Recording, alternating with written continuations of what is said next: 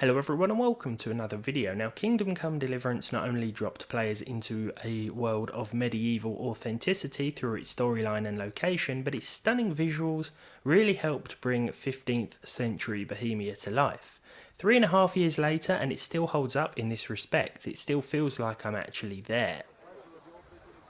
What can I do for you? A bit of this, Asparagus that'll bit of cut that. you in half, I and have about cucumbers everything. that'll cure Here what you are. ails Thanks you. for everything. Come get them. Even menial in-game tasks like buying food carry the same sense of satisfaction as they do in the real world because, like in real life, if you don't eat, you'll die. While most fans of the game will be all too familiar with the way this harsh world works, newcomers may be a little thrown off or even put off by the steep learning curve, but it's worth sticking with in my opinion. When it came out, it was referred to by some as the new Crisis due to how demanding it was on PC. The fact it runs fairly smoothly on PS4 and Xbox One consoles is impressive in itself, but on PC the range of options means that we can go from a game that looks like this to a game that looks like this in an instant. The same can be said for pretty much every PC game I know, but what I like about Kingdom Come specifically is how you can run it at 480p straight from the menu if you so choose. It's difficult to see what's going on for sure, but the inclusion of a low res option like this means that the game is a lot more accessible to those with low end or older hardware. So resolutions like 480p might be a bit extreme for some tech, like the Athlon 3000G for example, which will run quite smoothly if you cap the game to 30 FPS at 720p low. The reason I cap it is because that way the frame dips that inevitably happen aren't as noticeable. Oh look, there's me, every Sunday morning. Yeah, capping the game to 30 makes more sense than letting it go from 34 all of a sudden to 28 in an instant, because you'll feel that a lot more than you would than just capping the game in the first place, if you know what I mean. At the other end of the scale, we have a warning that has consistently caught my eye, a message that makes any PC gamer rethink the decision that they are about to make and question the ability of their own, possibly expensive hardware. Ever since this title's release, gamers have been warned about playing at the ultra-high settings. One of the most powerful consumer cards available at the time of Kingdom Come's release, the GTX 1080 Ti, was certainly up to the challenge of trying, but it fell short of offering a consistent 60 frames per second. And most benchmarking sites avoided this preset altogether in favour of high or very high options. Fast forward to 2021 and the game has seen numerous patches, the world has seen new graphics cards and processors, and if performance beasts like the 3070 don't count as future hardware, then I don't know what does. Even more readily available, mid-range cards like the 6600 XT offer up excellent 1080p or 1440p performance with at least 60 frames per second in most games. But this isn't most games. So 3 and a bit years later, and the 6600 XT, the aforementioned mid-range card that currently retails for way too much wherever you are in the world, well, this handles the game just fine. The game is fully patched, the graphics card driver is up to date, and when we're in outside areas, Kingdom Come Deliverance looks absolutely fantastic at the ultra-high settings, and it runs pretty well too. We're hovering around 70 frames per second, though there will be some drops here and there, and as you can see, although we have 8 gigs of VRAM, there isn't much to spare when it comes to utilising this graphical preset. The trees, the water, even that dog, whatever it was, looks pretty decent, and I could happily play the game like this if it all took place in the middle of an out-of-town village. But unfortunately, that is not the case, and as you'll soon see, well, say goodbye to our solid 60 FPS. So here we are in Rattay. This is one of the early towns that you'll come across in the game, and performance here absolutely chugs. It always has done, to be honest, and 3 years later, well, it's still a very demanding place to be. You'll notice that the GPU utilization sort of hovers around 60-70%, and that seems to have always been the case, at least in my experience. It just seems to be the way that the game utilizes graphics cards.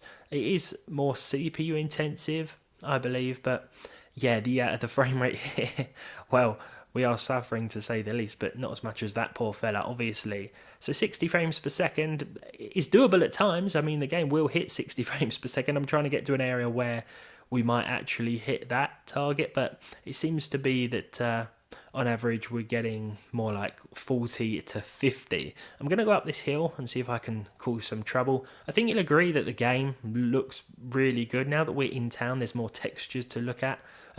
HD textures, I should add, because that option is on as well. Well, this really does stick out, and to be honest, it could still be in the running for one of the best looking games, even with some of the releases we've seen over the last couple of years. I'm going to go up here now, see if I can pick a fight with someone. Now we're exceeding 60 frames per second, which is good to see. Here's a poor fella. Let's go and see if we can wipe him out. The frame rate's still sticking above 60 FPS for the most part. Sorry, buddy.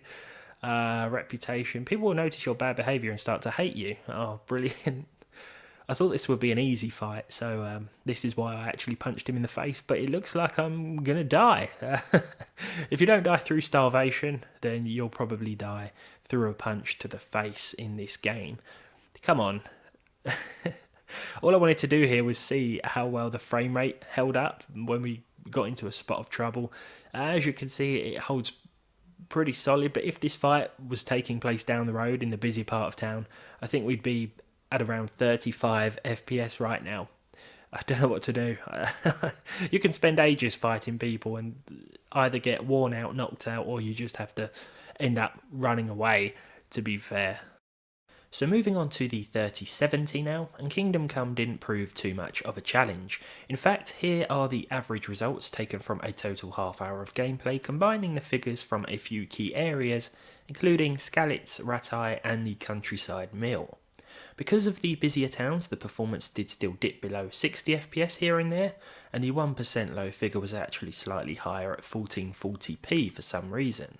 With that said, I think this card definitely ticks the future hardware box that the Ultra settings were reserved for years ago, but then again the 6600 XT does that in some areas too.